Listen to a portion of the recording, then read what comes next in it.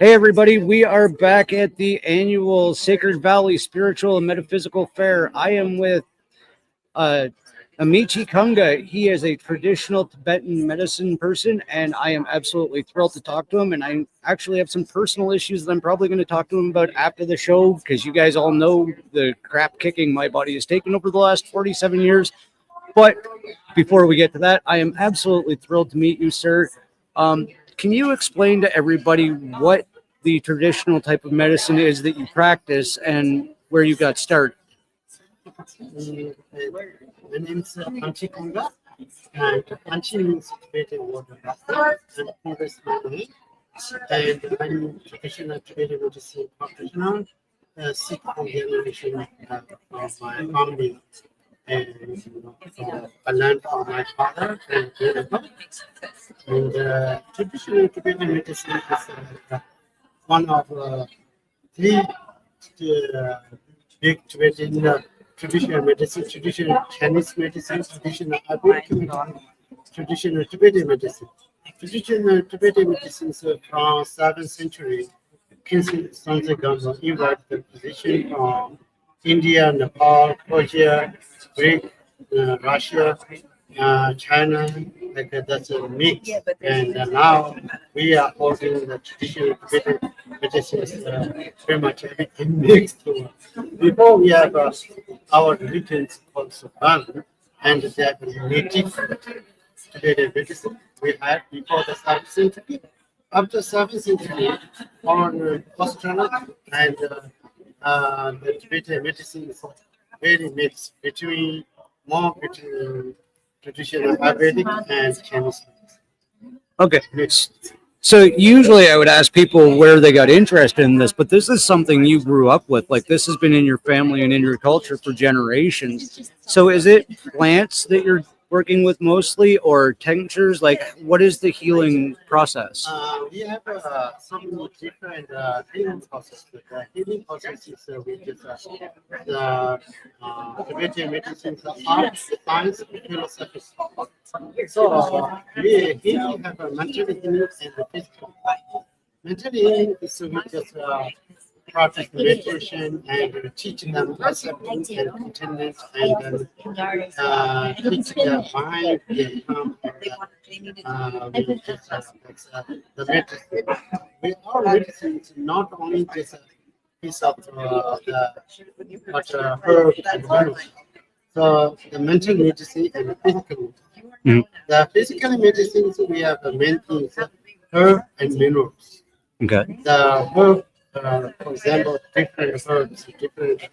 We have we believe the two different illness, access of illness and the deficient illness. So we have two different herbs, hot and cold natural herbs. So you have access of a hot, then we provide cold herbs and reduce the hot and treat. And the division of hot, then we just provide hot herb and the treat the balance.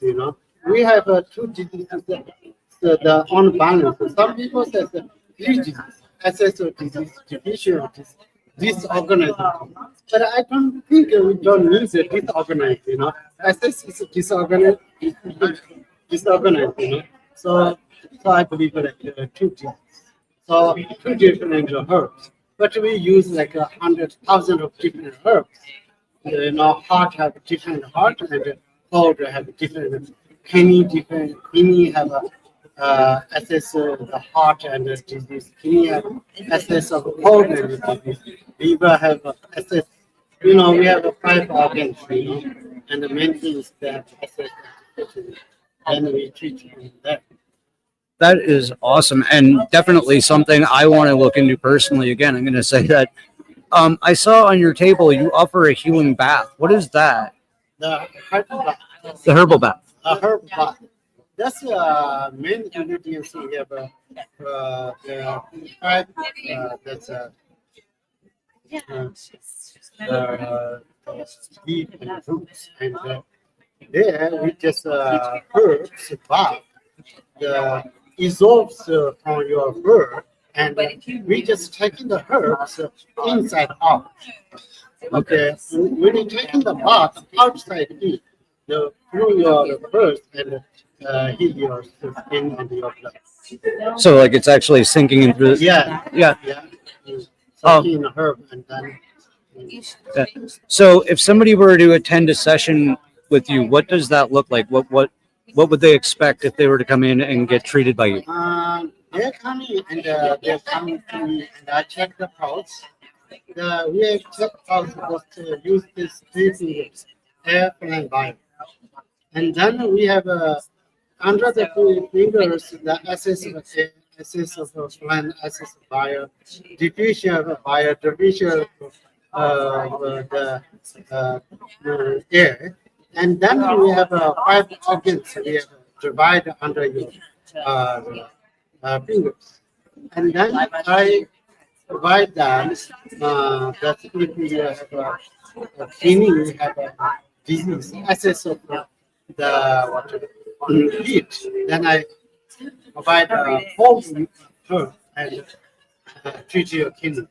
Then assess the diffusion of the heat, then I provide a hot of the herb, natural and treat.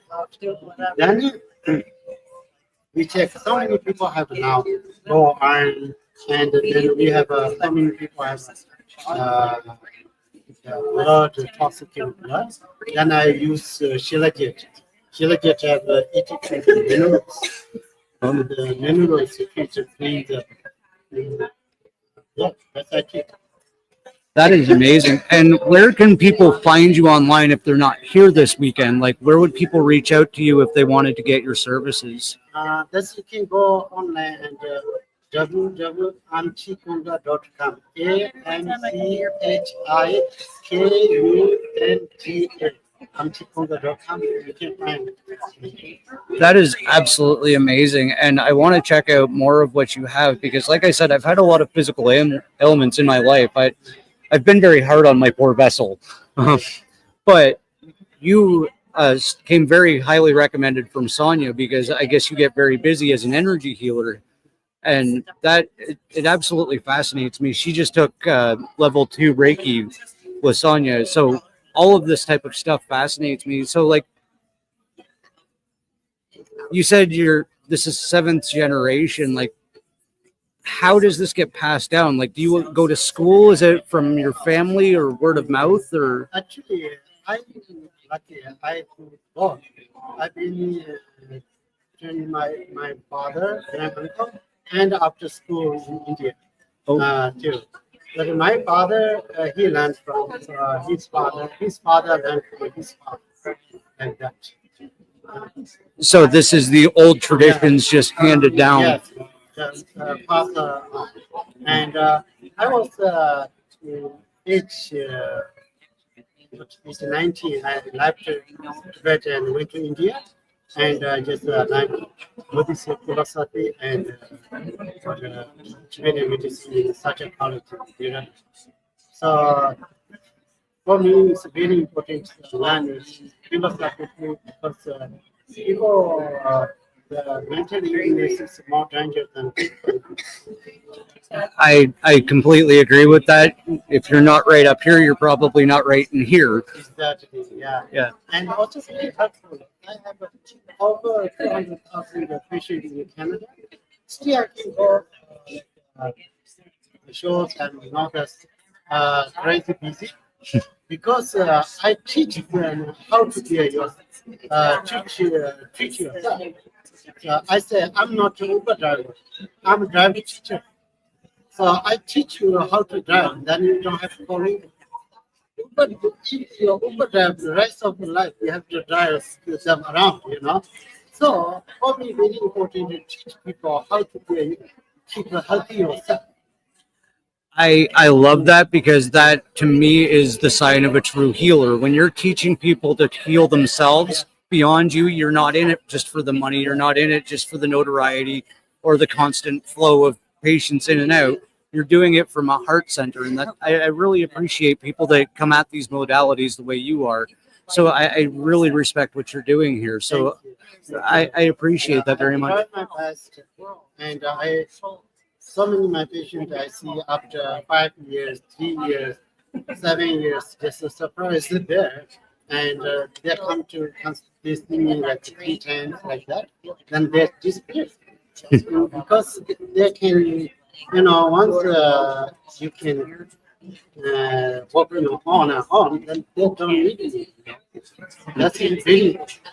I love your modality. I love what you're doing here, and I appreciate that you're teaching people to heal themselves. And I encourage everybody to reach out if you need his help or help of this matter, because for me, I've spent a lot of my life in the medical system, and I wish I'd have looked at more natural cures instead of getting multiple surgeries. So I appreciate your work, sir, and thank you for coming on. Thank you. Thank you.